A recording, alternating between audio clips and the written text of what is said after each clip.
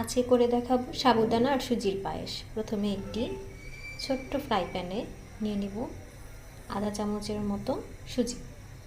ভিজিয়ে রাখা সাবুদানা সুন্দর করে ঢেলে দিলাম। আর একটু সাবুদানা দিয়ে দিচ্ছি। আসল সাবুদানাগুলো কিন্তু বেশ সুন্দর পানিতে দিয়ে রাখলে ফুলে ওঠে। কিছুক্ষণ পর পর বলক উঠলে নেড়ে দিচ্ছি। সুজি শাকও ফুটতে থাক, এই ফাঁকে আমি দুটো খেজুর পানিতে ভিজিয়ে নিয়েছি, এটা নরম করে গালিয়ে নেব। কোনো জাল হয়ে গিয়েছে, এখন বাটিতে ঢেলে উপকরণ দিয়ে দিচ্ছি। তো এখন যেটুকু খাওয়াবো সেই পরিমাণ ঢেলে নিচ্ছি।